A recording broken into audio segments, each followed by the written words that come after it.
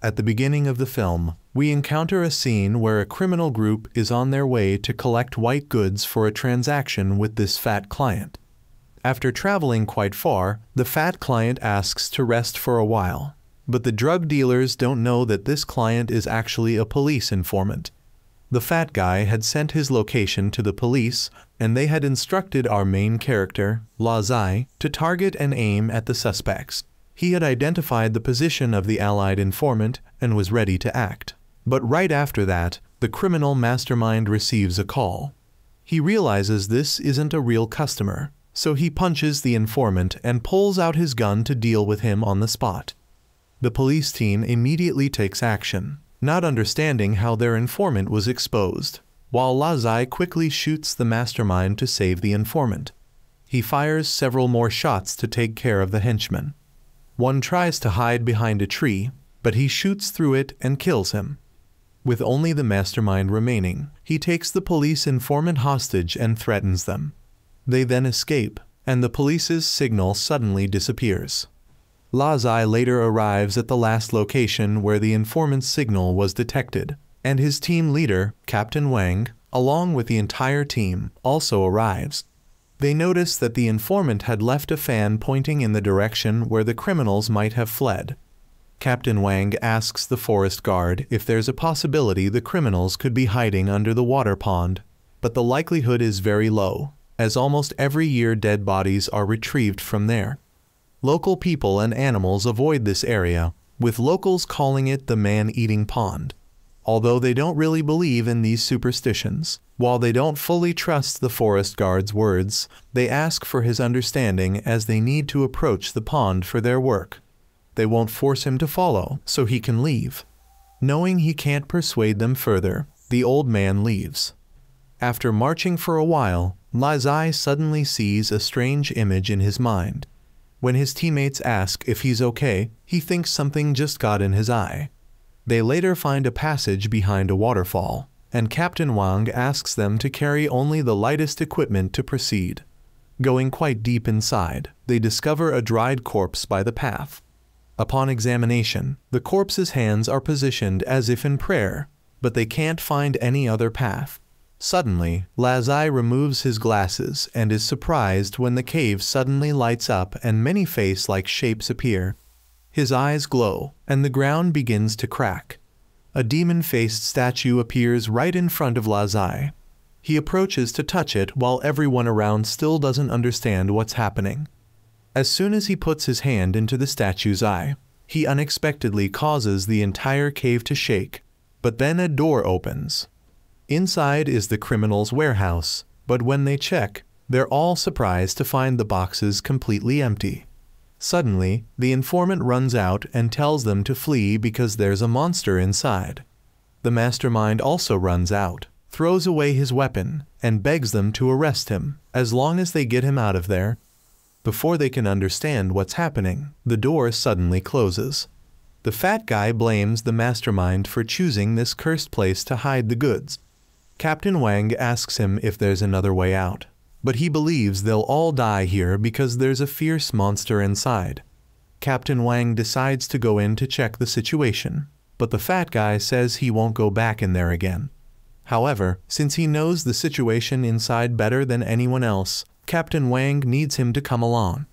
Besides, this is their job, so the fat guy shouldn't forget what his position is. Lazai gives him a gun for self-defense. They then proceed inside and reach the second exit. The mastermind opens the door for them and demands they try their best to get him out alive. Captain Wang asks them to stay alert. While moving inside, Lazai asks the fat guy why he wasn't afraid when he had a gun pointed at his head in the forest, but is scared now, to which he replies that you can't negotiate with monsters, but you can with people. 2 soldiers in the group are then caught and killed by the monster that rushes toward them. The team unleashes all their firepower at the monster, but when it shows no reaction, Lazai and a teammate move forward to check the situation. They find the soldiers' bodies but no monster.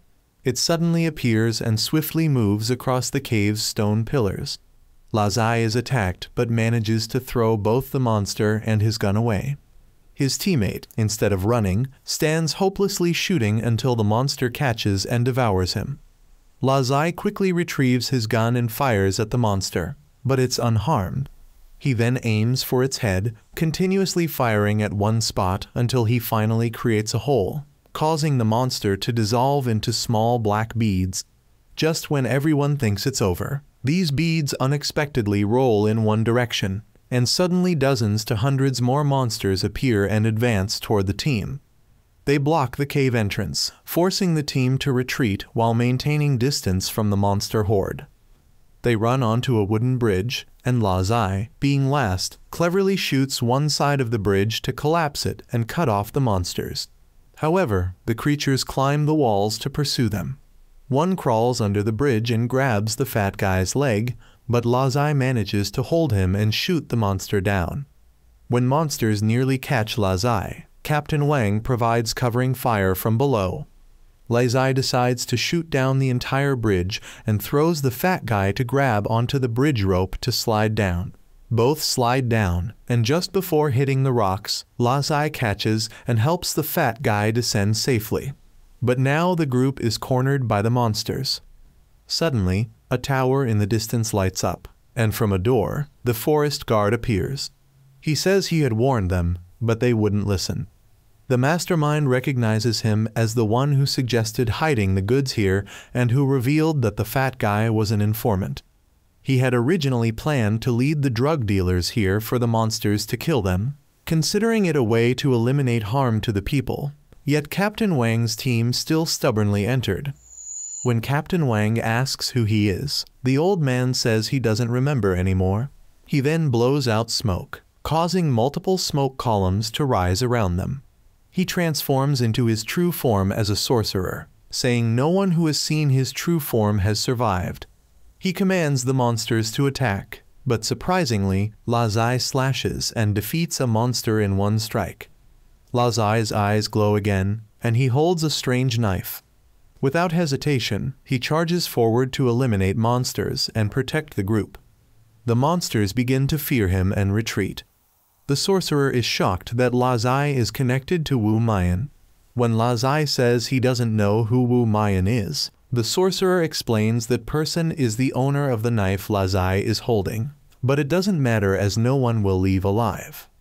The sorcerer summons 2 water columns to drown them, but suddenly his magic is instantly broken by a barrier. A man then flies down from the cave ceiling.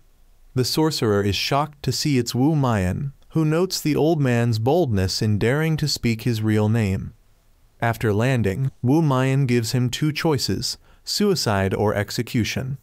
The sorcerer claims he's been practicing cultivation and summons stone pillars. The mastermind falls from height and dies, while the fat guy and Captain Wang are being lifted up. Wu Mayan waves his hand, making the stones vanish. He approaches, dodges the sorcerer's attack in one step, knocks away his staff, and points a gun at his head. The sorcerer begs for mercy, admitting his past mistake of stealing Wu Mayan's elixir. But Wu Mayan holds grudges, so the sorcerer offers another condition. He had shared half of Wu Mayan's elixir with someone else, and if he dies, Wu Mayan won't know who it is. Wu Mayan gives him one chance to reveal his accomplice. The sorcerer reveals it was his nephew. Wu Mayan then tells Lazai to take his gun and kill the sorcerer. The sorcerer accuses Wu Mayan of breaking his word, but Wu Mayan clarifies he only said he wouldn't kill him, not that he wouldn't let someone else do it. He immediately rushed to grab Lazai's knife and slashed Captain Wang's leg, then used him to threaten Wu Mayan. However, Wu Mayan asked if he remembered whose knife he was holding. He was then thrown off, and the gun was handed to Lazai to finish the job. While Lazai hesitated, the man tried to fight back, forcing him to shoot. Wu Mayan then approached and used the knife to destroy the tower that the sorcerer had built. After the tower collapsed, surprisingly, Wu Mayan held a golden skull in his hand. The evil energy from the sorcerer suddenly flew into Lazai's body, causing him to lose consciousness. He hazily saw a plane coming to pick them up, and later saw the fat guy carrying him out of the cave. In his dream, Lazai saw something about him being sealed in the past. When he woke up, he found himself in a hospital bed. Seeing a knife nearby, he grabbed it. While walking around, he discovered someone nearby and approached with the knife. But it was just the fat guy looking for something. He wanted Lazai to calm down and revealed that he had been unconscious for 3 days. When Lazai tried to open the door, the fat guy mentioned he had been trying to open it for 3 days without success. Suddenly, someone opened the door, so both of them hid, and Lazai attacked the person entering. However, this girl managed to take his knife and counterattacked. When Lazai grabbed a curtain to block her vision, she cut it in half, commenting that for a special forces soldier like Lazai, he couldn't even hold a knife properly. A man approached and asked the girl, named Bai Lu, not to be so agitated and to return the sword. This man was Wen Ming. Wen Ming explained they were being held for health checks. Since there were no issues, the fat guy wanted to leave, but Bai Lu stated that the Min Dao Bureau wasn't a place they could come and go as they pleased. Wen Ming asked them to follow him as the bureau chief was waiting. On the way, Wen Ming explained that the Min Dao Bureau was responsible for handling cases that ordinary people couldn't solve, such as their recent incident at the lake. Wen Ming then took them to a villa on the mountain. Upon entering, he immediately led them to the bureau chief's room. The fat guy thought the bureau chief must be impressive to have his own chef, but Wen Ming corrected him, explaining that this was Gao Liang, their bureau chief. The chief invited both of them to eat and informed them that they would become investigation officers of the Min Dao Bureau. Wen Ming wanted the chief to assign them to his Department 1, as Department 2 had always taken the good staff, but the chief questioned why he was rushing when they hadn't even signed contracts yet. The fat guy refused, saying he had no talent for this work, and Lazai felt he was better suited for military service.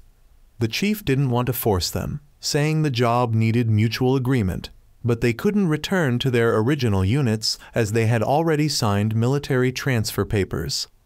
Although they hadn't personally signed these papers, the fat guy told Lazai that the chief had blocked their retreat from the beginning. With no other options except becoming police officers or security guards, they might as well take this job. When the fat guy asked about the job's difficulty, the chief mentioned that while challenging, the benefits were 10 times better than their previous jobs. Hearing this, both accepted. Wen Ming then led them to his department. According to the contract, this would be a lifetime job with no end date. He then took them below the villa to a massive base and their workplace. Upon entering, they met Pu Jun, who was fixing a toilet and known for breaking things in the room. When Wen Ming asked about the others, he learned they had all been borrowed by Department 2. Wen Ming was angry that the other department head had taken his people without permission. Shortly after, Bai Lu came to tell Wen Ming to get the new staff their equipment before closing time.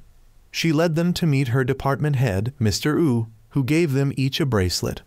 These bracelets served as access passes to the bureau, communication devices, and locators. More importantly, they could sense the wearer's life status, allowing the bureau to know if they were in trouble. Bai Lu then brought equipment for both of them, which included a gun and a baton. They would have a 3-month probation period before taking the assessment to become official employees. She would be the supervisor for both of them. Meanwhile, the bureau chief had met with Wu Mian again. He had kept Lazai for him. When Wu Mian asked why he also kept the fat guy, the chief said he had his own eye for talent. He mentioned that Lazai had absorbed the old wizard's power, so there might be issues in the future, but Wu Mian was confident he could handle any problems that might arise. Wu Mian brought back images of 2 totems he found for the bureau chief. These totems were quite similar and belonged to 2 kingdoms that had disappeared in a desert. At this time, Bai Lu had taken the fat guy and Lazai to the library and asked them to read as many books as possible because there would be a test. The fat guy wanted Lazai to read for him and let him copy during the test, but Lazai hadn't even finished school before joining the army, so he might not understand any of it. Bai Lu advised both to read extensively as it would help them adapt faster to their work here. There were a total of 6 investigation departments here. Their Department 1 was for general investigation and used to be the largest until a traitor appeared and caused Department 1's authority to decline. Now Department 2 was the core of the bureau. Only department heads were allowed to know about the traitor incident. Department 3 worked overseas year-round, so they were rarely at the bureau. Department 4 specialized in survey work. Her Department 5 was responsible for gathering information and providing equipment. Department 6 handled tasks that Department 5 couldn't do, but she specifically warned them not to offend the head of Department 6. She then led them inside, where they saw a group of people passing by. This group was from Department 2, and the person in the middle was Department 2 head named Qiu Bulao. Director Qiu and Wen Ming wondered why the other party was here. Bai Lu explained that for this case, the bureau chief wanted Departments 1 and 2 to work together, but both department heads disliked working with each other. Director Qiu thought it was normal for him to arbitrarily borrow people from Wen Ming since Department 1 hadn't solved many cases in the past year. With the previous betrayal incident, Department 1 had lost even more influence. Director Qiu also advised Wen Ming to resign soon. Department 2 was now rising to the top of the bureau due to their higher case-solving rate, and people were saying that if the bureau chief retired, Director Qiu would take over. The fat guy wanted to skip this case, but Wen Ming made him go to avoid rumors that he couldn't control his staff as a boss. When departing, the bureau chief informed that their mission this time was to investigate an ancient ruin under the desert. Previous investigation showed this ruin was related to a legendary ancient country. A 5-person archaeological team had entered the ruin but never returned. A rescue team had also gone in but hadn't come out yet, so their Mindao Bureau was deployed to handle it. Since their priority mission was to rescue the people trapped under the ruin, they needed to act quickly before those below ran out of supplies. Wen Ming warned Director Qiu beforehand not to think about ordering his people around. Lazai and the fat guy asked Pujun about why the 2 department heads hated each other, but he was too afraid of heights to answer. Shortly after, they arrived at the location. After landing, Director Qiu had people line up neatly to move. When meeting the person in charge there, Director Qiu requested them to keep people away to avoid interference. Wen Ming, true to his name, went forward to shake hands and greet. Wu Mian was also nearby observing the situation. After examining the information left by the archaeological team, they had a general understanding of the ruined structure. Director Qiu then wanted Bai Lu to control people up here and not let anyone go down to interfere with him. If by tomorrow morning he hadn't led people back, Wen Ming would command the remaining people. Wen Ming then also called Bai Lu to arrange signal coverage so Director Qiu wouldn't be buried down there. That night, the fat guy wondered to Lazai why there was still no news from Department 2's people. Lazai believed that the department head wasn't someone without capability, so a coward like him shouldn't worry too much. The fat guy mentioned that they had both been through life and death situations before. However, he wondered if they would really have to live like this from now on. But thinking too much was pointless, so both went to sleep early. At midnight, Lazai suddenly saw a herd of goats passing by nearby. He followed one goat, and the fat guy, discovering Lazai's midnight departure, grabbed his coat and followed. Bai Lu also noticed both leaving their tents. The fat guy caught up to Lazai and asked what he was doing out here at midnight. When Lazai mentioned the goat, the fat guy didn't believe him since there shouldn't be goats in the desert. Lazai then couldn't see the goat anymore and thought maybe he was seeing things. As they were about to leave, they suddenly fell through quicksand. Lazai tried to grab protruding rocks, but they crumbled, causing him to fall below. Lazai luckily dodged a falling rock and discovered a goat skeleton nearby. He then ran to the fat guy to wake him up. When calling didn't work, Lazai slapped him hard to wake him. The fat guy asked if Lazai could climb up, but Lazai was helpless as the place was too weathered and the rocks were too loose to bear weight. The fat guy tried to call for help, but there was no signal, so they had to give up. Lazai suddenly saw a creature standing on the fat guy's head and pointed his gun at it, asking him to stay still. The fat guy couldn't see this creature, so asked Lazai not to shoot, but the creature lunged forward, climbed onto Lazai, and bit his hand. It then took the gun and pointed it at both of them. Lazai signaled and hid with the fat guy behind a rock, but the creature didn't know how to use the gun. Suddenly, a stick flew down, causing it to drop the gun. The gun fired a few shots while the creature escaped through a nearby small tunnel. Bai Lu then appeared and said she had been assigned to watch over them. She wanted to see where this small tunnel led, so she crawled in to check. While crawling, Bai Lu realized the stone pillars here weren't normal. She recognized them as dowry that a king had offered to this country, but the king of this country worshipped an evil religion and caused a taboo that led to divine punishment, burying the entire country in sand. This must be the location of that country. Bai Lu then created a 3D model to observe, but the fat guy wanted them to find a way out first. Lazai wanted him not to rush, as Wen Ming would surely send people to find them. Suddenly Bai Lu discovered something and told the fat guy not to touch anything, but he had already activated a button on a pillar. The ceiling began to shake and was about to collapse, forcing Lazai to rush and push both of them away. The next morning, when Wen Ming came to the tent looking for Lazai, both were gone. Bai Lu was also missing, so Wen Ming had to have people investigate the surroundings.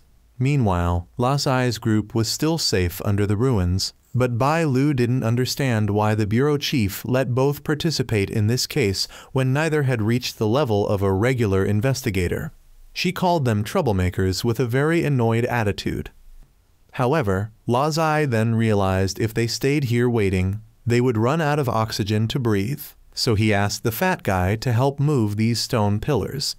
Although he was still afraid of meddling again, they would die if they didn't act, so both pushed a stone pillar away, revealing a pole cord underneath. Lazai took a risk and pulled it, opening a passage in the floor. Lazai then noticed this place was about to collapse, so he told both to jump down first while he held the cord to keep the door open. He waited for both to go first before jumping down the slide himself. Lazai saw the creature from last night, but it disappeared when they exited the slide. The three then followed a path that led straight to what appeared to be the king's tomb. After looking around, Bai Lu asked Lazai and the fat guy to pry open that coffin.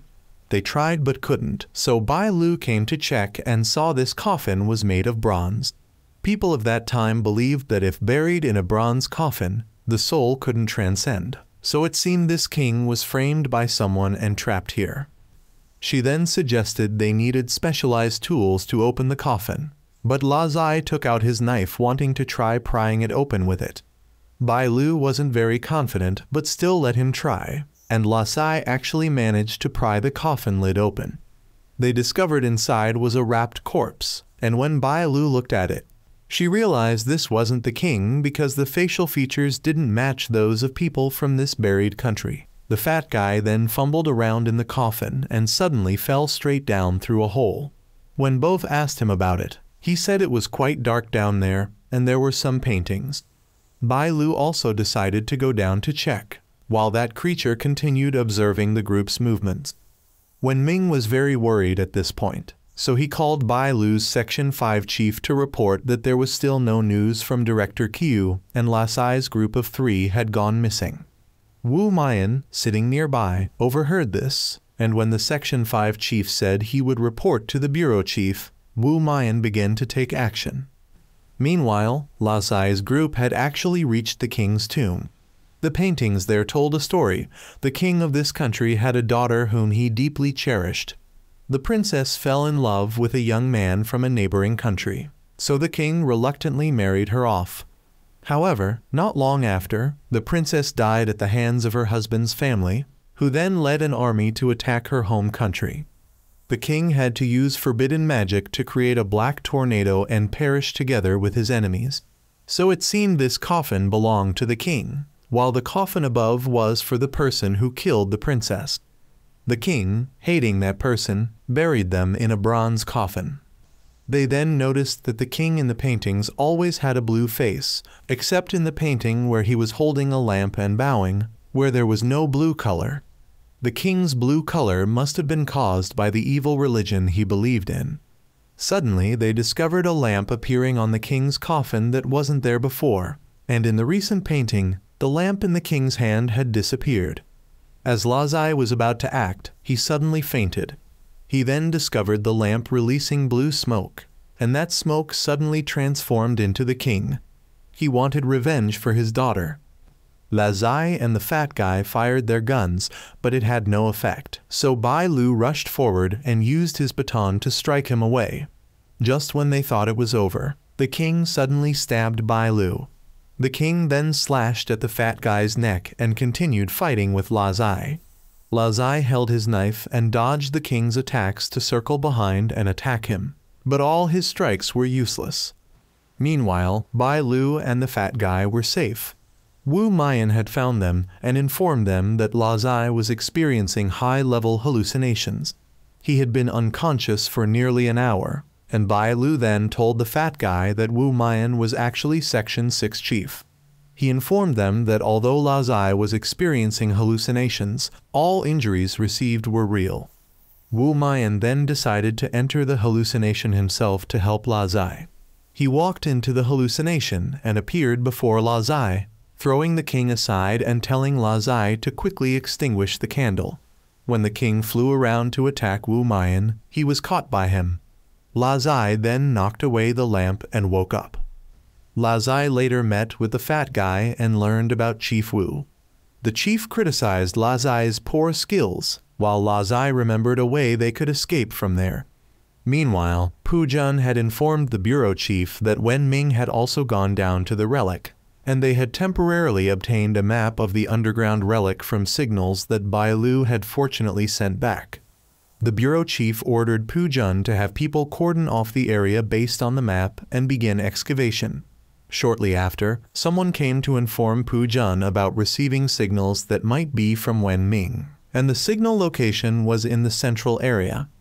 Lazai then told the group about the hidden passage he saw when the king turned to smoke and escaped. They later opened a hidden door, but inside was another formation. Bai Lu suspected that the earlier hallucination deliberately revealed information to Lazai to lure everyone into this second formation. Wu Mayan revealed this was the 9 deaths 1 life formation, where among all paths only one led to survival while the other 9 led to death, and looking at it there seemed to be no pattern, so perhaps even the person who set up the formation didn't know which was the correct path. Wu Mayan said they had no way to solve the formation, so he told the fat guy to just choose a path randomly. The fat guy hesitated to choose, so Wu Mayan still insisted he pick one, so he chose the middle path to go. As they walked a distance, the path behind them started crumbling. The fat guy got scared and said if they died, don't blame him but blame Wu Mayan for making him choose that path. But the path they were on remained safe and nothing happened. After a while, their path suddenly crumbled as well, causing them all to fall down. However, they ended up falling into a forest, and everyone was safe. Wu Mayan was also amazed that someone could create a 3-layer hallucination like this. They then discovered Director Q and Wen Ming were underwater, so they swam down to rescue them. But when they pulled them up, the fat guy got tangled in some algae underwater and was pulled back down. Lazai swam down to cut the algae and rescue the fat guy. When they got back to shore, they were able to revive Wen Ming. The fat guy asked how the two ended up there, and Wen Ming said he went to look for the 3 of them, and unexpectedly came across Director Q in the water. So he went to save him but got tangled in the algae and pulled down. Suddenly, Director Q woke up and came at Wen Ming with a sword. The fat guy thought Director Q wanted to settle the score with Wen Ming there, so Lazai went to block his attack, but was knocked back. He suspected Director Q was affected by the hallucination. The two then had to restrain Director Q, while Wu Mayan just threw something into the water. The water then burst into intense flames, and he said the water was the agent causing the hallucination here. Director Q snapped out of it. Wu Mayan said the lamp in the tomb came from this water.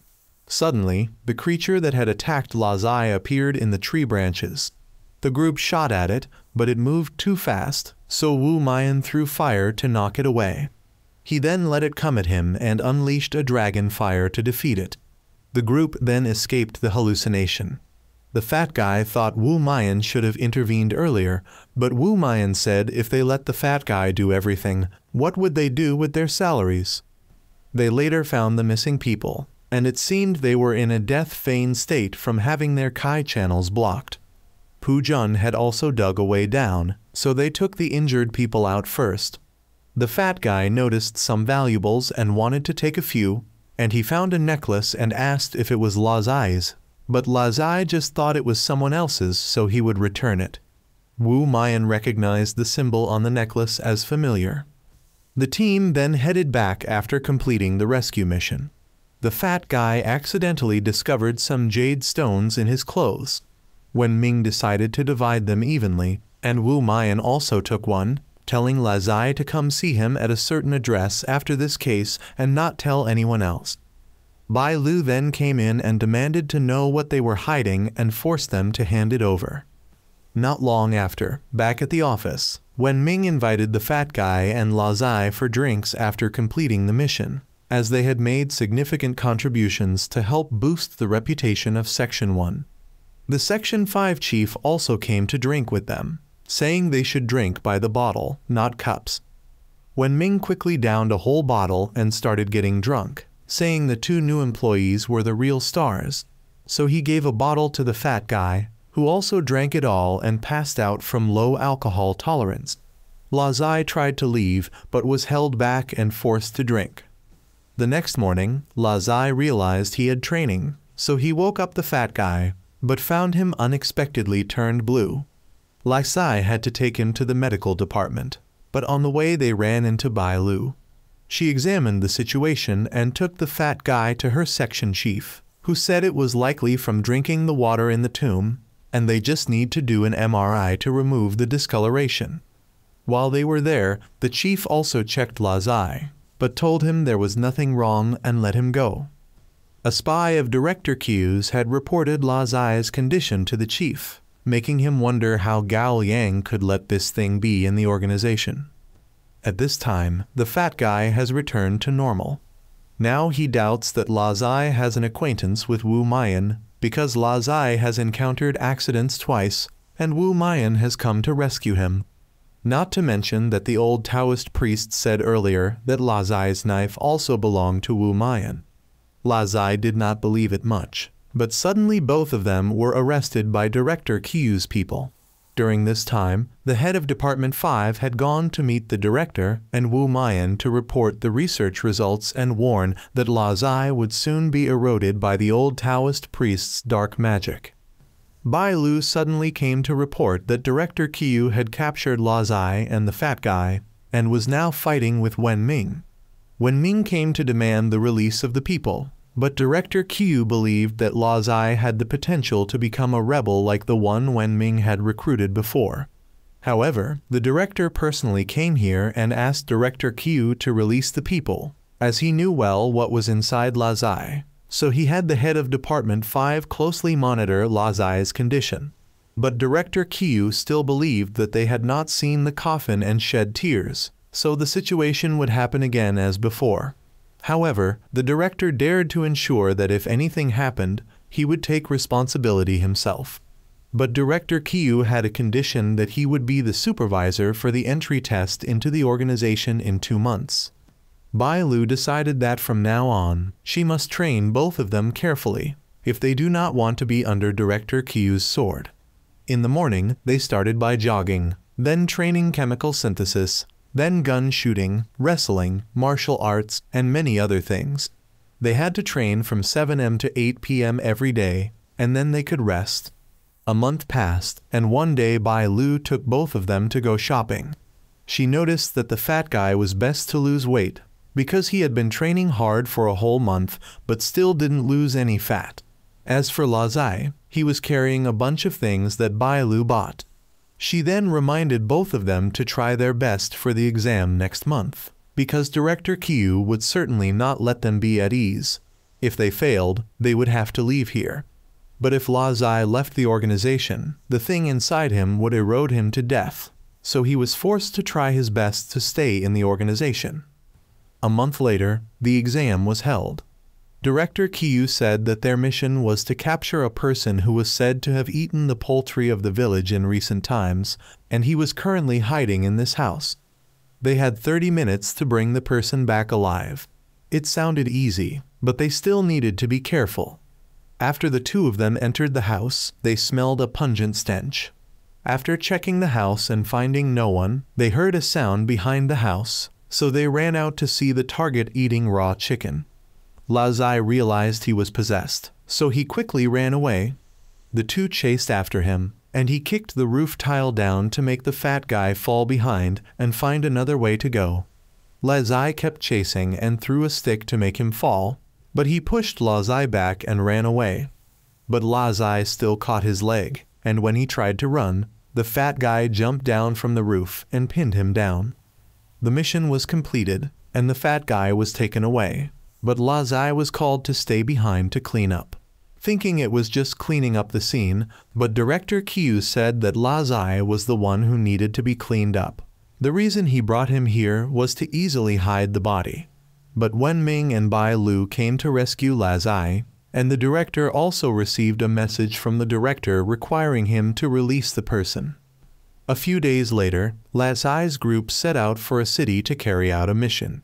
As soon as they landed in the city, the whole group met a policeman named Yang Xiao, who helped them with the transportation work. As for Director Qiu and Wenming, they were now allowed to go on a trip to erase their grudges. The two were exiled to an island for a week as punishment, and Bai Lu also gave Lazai a drug to suppress the thing inside him.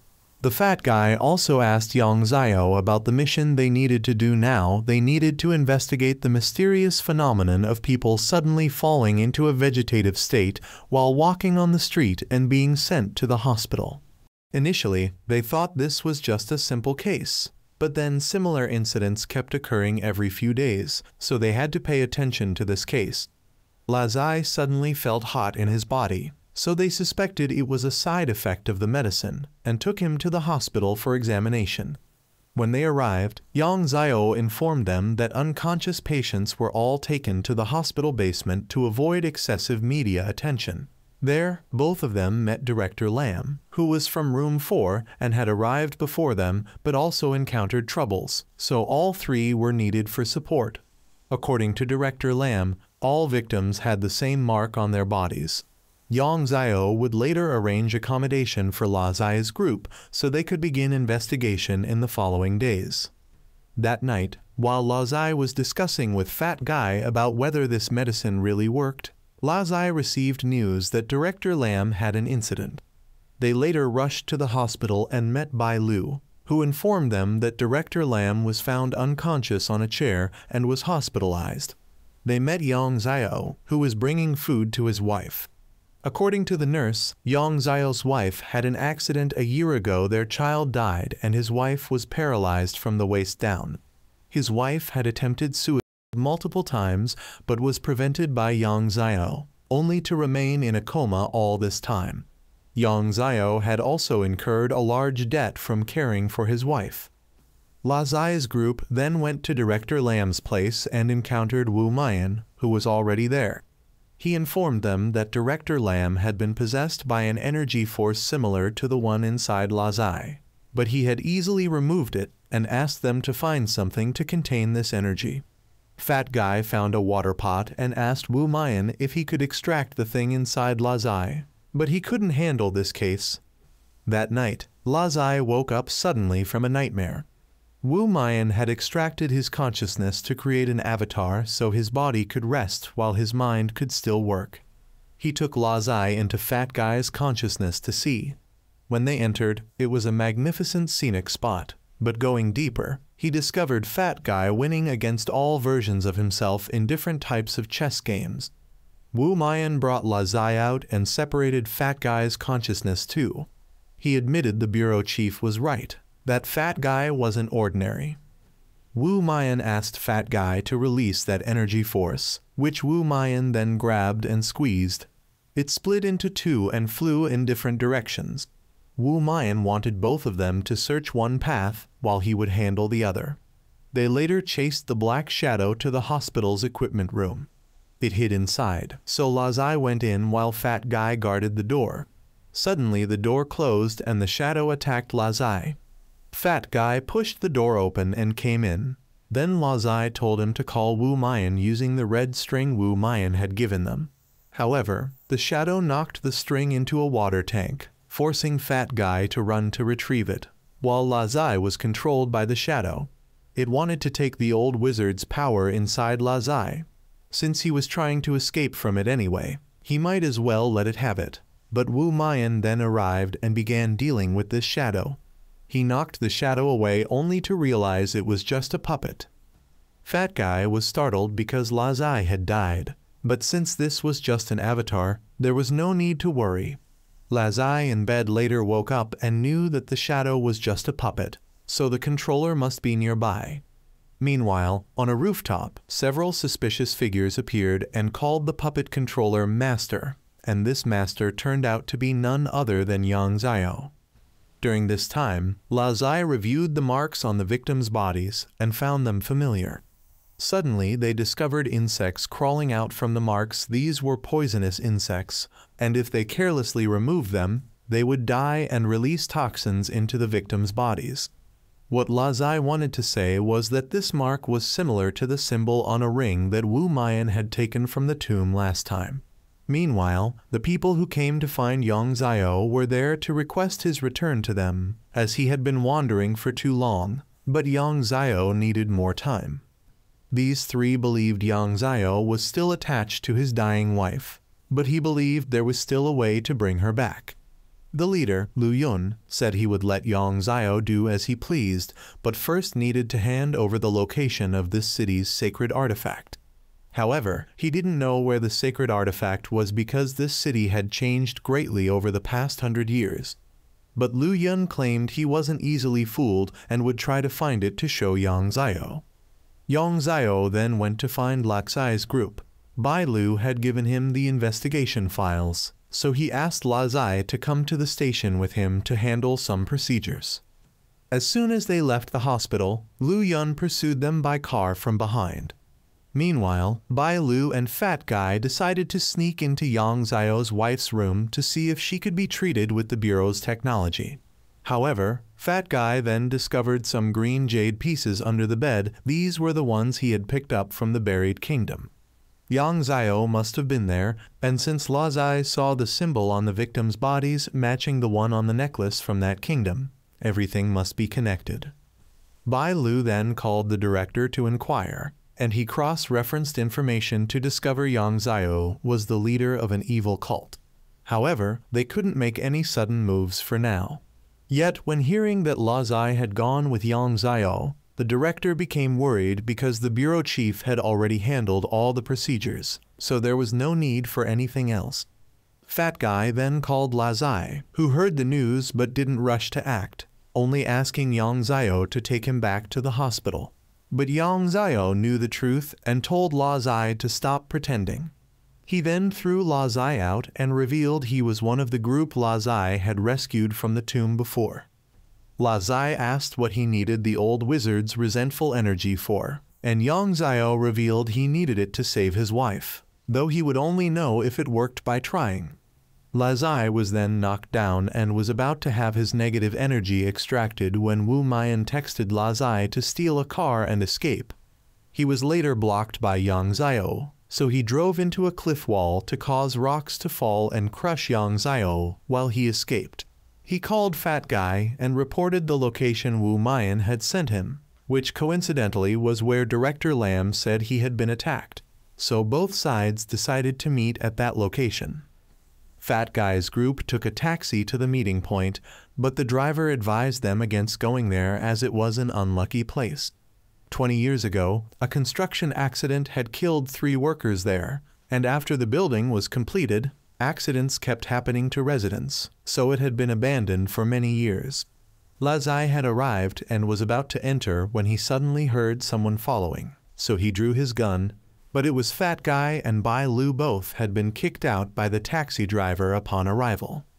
Meanwhile, Yang Xiao had escaped from the rubble and met Lu Yun again, who said he had found the sacred artifact's location and would no longer bother Yang Xiao. But upon leaving, he sent people to the hospital. Lazai's group had entered the unlucky high-rise. As soon as Lazai stepped into the elevator, he saw crying visions of people who had died from elevator falls. The group then went upstairs to investigate. While climbing the stairs, Bai Lu suddenly heard something, so the group went up together. Upon rushing up, the entire floor was empty, but suddenly crazed figures emerged from the darkness. Not knowing if they were human or ghost, they had to run. But running upstairs, they were blocked by others. They soon surrounded all three, so Bai Lu attacked first. When they realized these were puppets, Fat Guy and Lazai drew their guns and shot. But as soon as they dealt with them, they returned to normal. Suddenly Wu Mayan flew up and used magic to eliminate all the puppets.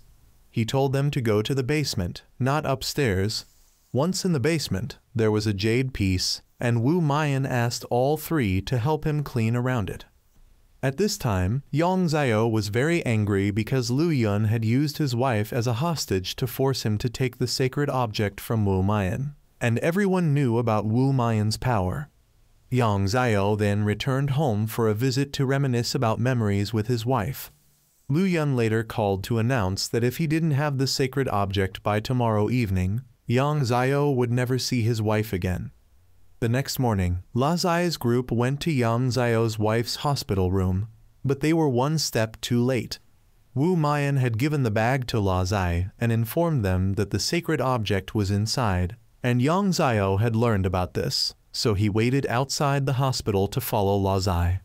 After Bai Lu left first, Yang Xiao immediately approached and rammed into Lazai to steal the bag. Yang Xiao managed to escape and even shook off Lazai, but he was caught by Wu Mayan. Yang Xiao believed this thing originally belonged to him, so he was just taking it back. But Wu Mayan also wanted to reclaim what belonged to him. Yang Xiao knew he was referring to the half-pill that the old sorcerer had stolen from Wu Mayan. Yang Xiao didn't keep that half the old man had just used Yang Xiao as a shield. When Yang Xiao wanted to leave, he was blocked by Lazai and the Fat Guy, but Yang Xiao still maintained that the case of people continuously falling into comas in this city had nothing to do with him. He then injected a needle into his arm to draw blood and teleported away. Wu Mayan let Yang Xiao go because that spell cost half of one's vital energy. It seemed Yang Xiao wasn't the mastermind in this case, there was someone else. Yang Xiao then went to Lu Yun's place to demand his wife back. But Lu Yun wanted Yang Xiao to hand over the item first. If he wouldn't hand it over, neither would Lu Yun, because he knew Yang Xiao was the one under time pressure. After Yang Xiao handed over the sacred object, Lu Yun betrayed him and ordered his men to deal with Yang Xiao. He tried to resist, but trading half his vital energy to escape earlier had come at a great cost. Yang Xiao went to his wife's location, but Lu Yun approached and struck him with a blow, revealing that his wife had died when he brought her there. While Yang Xiao was devastated by his wife's death, Lu Yun further revealed that his wife's accident was also his doing, which enraged Yang Xiao to fight back.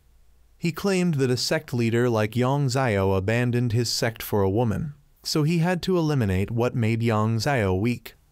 Yang Xiao was pinned to the ground and was about to join his wife in the other world when Lazai's group and Wu Mayan arrived. Wu Mayan wanted both staff members to handle Lu Yun's subordinates while he checked on Yang Xiao's wife's condition. Yang Xiao wanted Wu Mayan to stay away from his wife, but Wu Mayan suggested Yang Xiao should worry about himself first. Wu Mayan then took out Yang Xiao's wife's soul and let her flow along the river. Yang Xiao admitted he had made a mistake in accepting Lu Yun into the sect, but Lu Yun claimed Yang Xiao's mistake was leaving the sect to follow a woman. Both had been seriously wounded by each other, so Yang Xiao threw needles to make the iron container on the ceiling fall. When on the ground, Yang Xiao was about to finish off Lu Yun, but La Sai's group stopped him because if Lu Yun died, the people in the hospital would die too. Yang Xiao didn't care, but Lu Yun still gloated that if there were people paving his way, his death would be worth it. Bai Lu called to report that people in the hospital had started to act like zombies, so Wu Mayan told them both to return while he would handle things here. Lexai's group returned to Bai Lu to prevent the people inside from escaping the hospital. Meanwhile, Wu Mayan gave Lu Yun a beating and then put a centipede in his mouth. Saying he didn't like conditions and wasn't patient, either Lu Yun would remove the poison worms or he would make him suffer worse than death. While La Sai's group was struggling with the patients, suddenly the poison worms were removed, but Bai Lu still wanted them to capture and deal with all the poison worms before they escaped outside. Although the poison worms were eliminated, Wu Mayan didn't immediately let Lu Yun go, but would take him back to the bureau for investigation. He then asked Yang Xiao what he planned to do now since he still had a way to help Yang Xiao meet his wife again. But before he could ask, Wu Mayan knocked him unconscious. When he woke up, Yang Xiao was in the hospital and received a letter that Wu Mayan had left for him. After reading it, Yang Xiao was shocked and then heard a child's voice. This child was the reincarnation of Yang Xiao's wife, so now he could start over with her, but it would be after almost 20 years. The next day, La Sai's group returned to headquarters, and the fat guy asked Bai Lu about whether they get vacation time from work. She explained that after each mission, they are given a certain number of days off based on the difficulty level of the completed mission. The highest is Z-level missions, after which they can take as many days off as they want. They had completed 2 B-level missions, so they would get 6 days off. They then surprisingly heard news that a new employee had been recruited to Wu Mayan's room 6. The fat guy was surprised because Wu Mayan had never recruited anyone before. He went to check and was shocked to find that the employee was Yang Xiao. He would now be their colleague, and La Zai pulled the fat guy away, saying they couldn't understand Wu Mayan's wishes. Meanwhile, at a mountain temple, monks were hurriedly preparing the temple for a wedding. The abbot believed that if foreign priests could do this, Buddhist monks certainly could too. The abbot demanded his disciples fix everything according to his wishes. Suddenly, a disciple burst into flames after touching a broken incense stick, so he quickly threw him into a water vat to extinguish the fire. He then discovered someone outside the temple gates. He recognized this person, so that night, he called the bureau chief to report that someone they thought was dead was actually still alive. The next morning, La Zai went to visit his old comrade's grave and met Captain Wang there. He wanted La Zai to never forget his duties as a soldier. Right after Captain Wang left, Bai Lu suddenly came to find La Zai and asked him to stop his vacation for an urgent mission.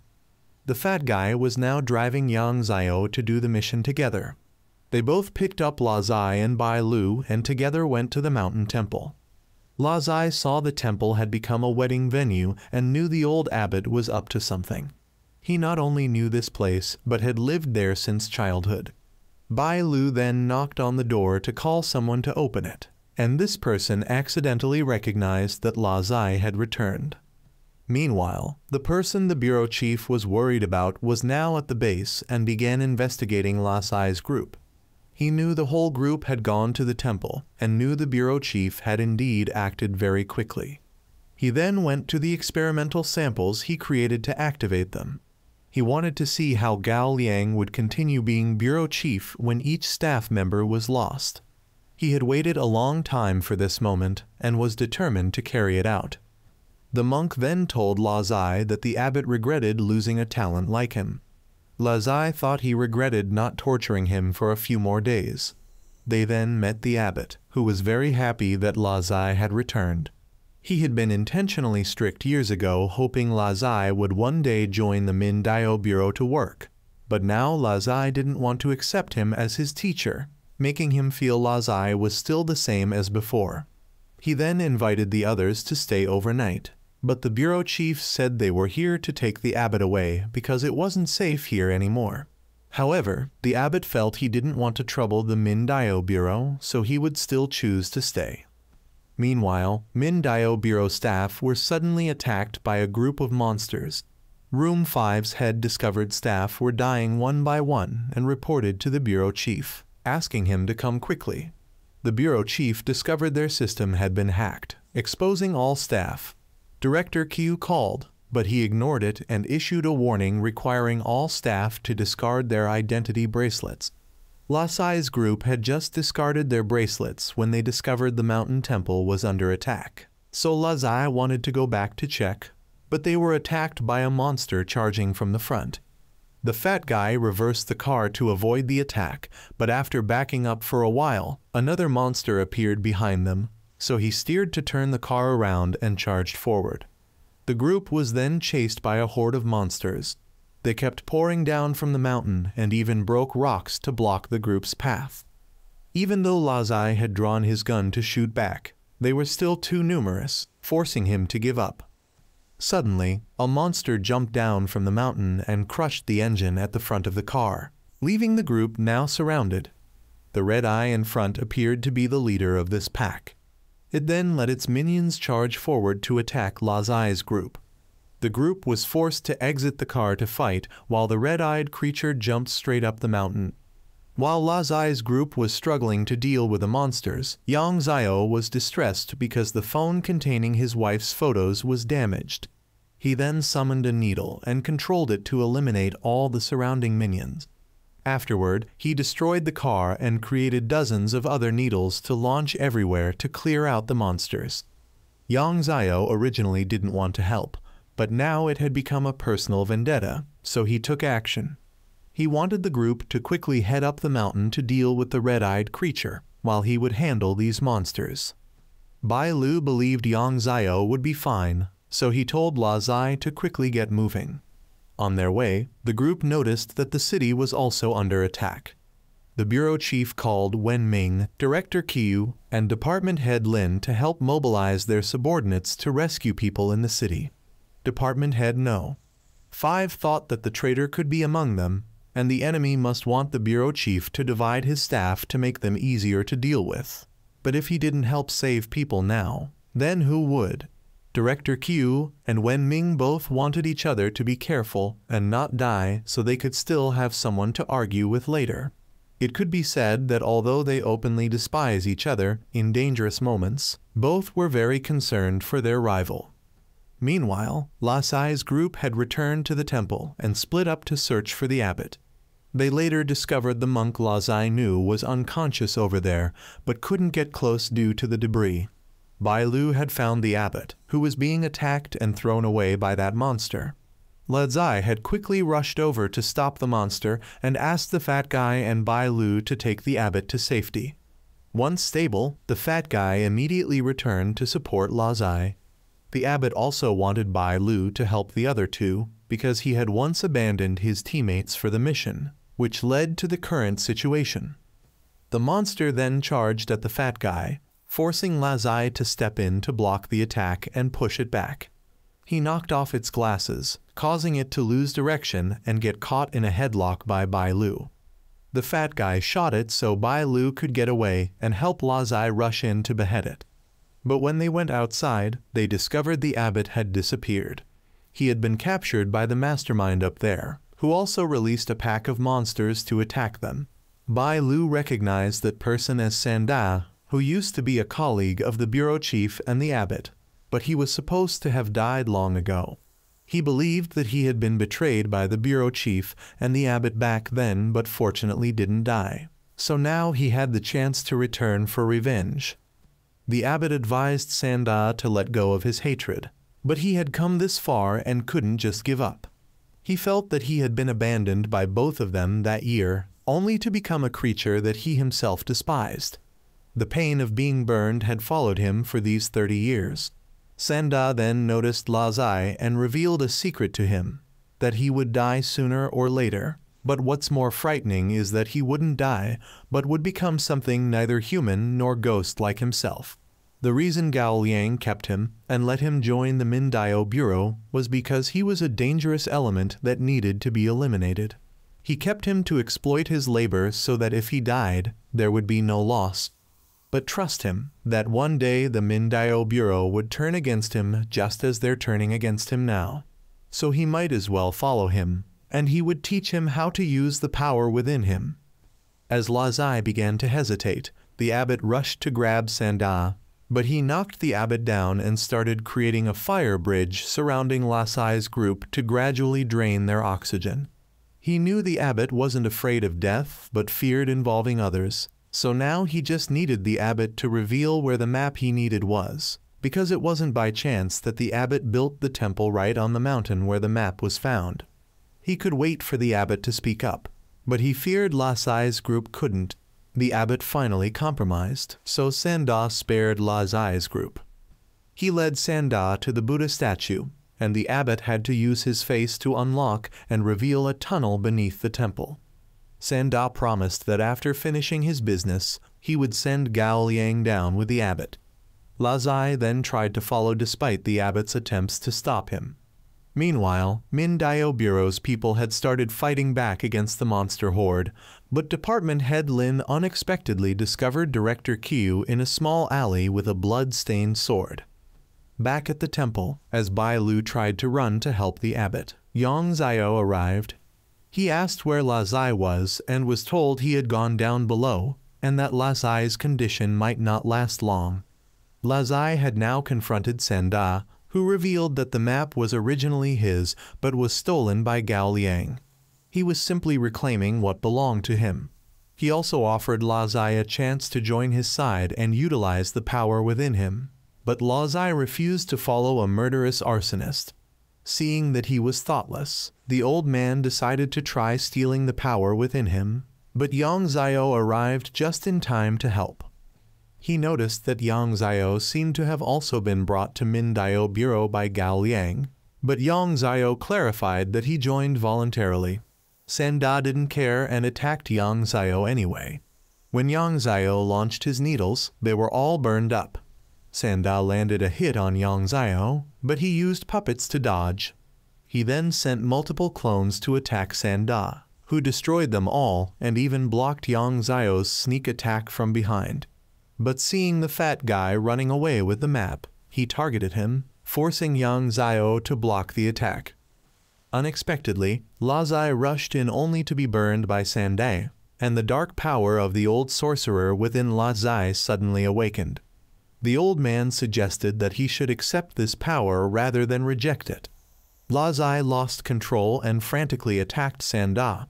Sanda asked Lazai how it felt to become a monster like him, but Lazai had lost his rationality to respond. Sanda could only focus on Lazai while continuously dodging and blocking his attacks. But Lazai used his knife to launch an attack that blew Sanda off the mountain and straight into the river. Lazai then turned to attack the fat guy. Yang Zio stepped in to block but was thrown aside. Just as Lazai slashed at the map, he surprisingly unlocked some power that allowed him to regain his rationality and realize what he had done. The department heads were now overwhelmed by the numerous monsters showing no signs of decreasing. Unexpectedly, Wu Mayan created a formation covering the entire city and eliminated all the monsters.